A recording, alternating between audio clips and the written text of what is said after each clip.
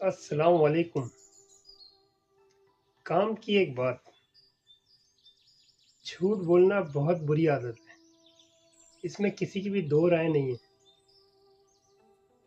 جھوٹ بولنے سے اعتبار اور تعلقات دونوں ٹوٹتے ہیں۔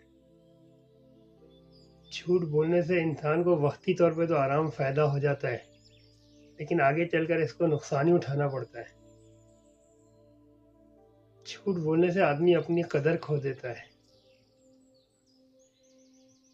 زندگی کی دور میں اور جو اتنے بھی معاملات ہیں، چاہے وہ رشتہ داری ہو، دوستی یاری ہو یا کاروبار ہو، اعتبار بہت بڑی چیز ہوتی ہے، اور ایک بار اگر اعتبار ٹوٹ جائے تو آدمی اپنی عزت قدر کھو دیتا ہے۔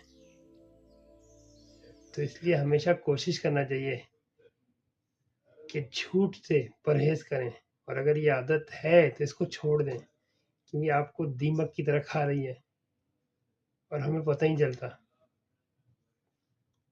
تو مجھے اپنے نادانی کے دور یاد آتے ہیں کہ اس وقت ہم کیوں اس طریقے سے اکساتے تھے کسی کو، کہ جو اب پتہ چلتا ہے کہ وہ بھی جھوٹ ہی ہوتا ہے۔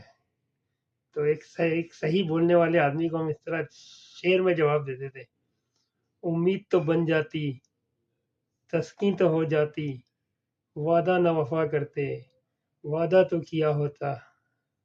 اب سوچ کے ہنسی آتی ہے کہ ہم غلط تھے۔ بہرحال اچھا لگا آپ لوگوں سے بات کر کے۔ فی امان اللہ۔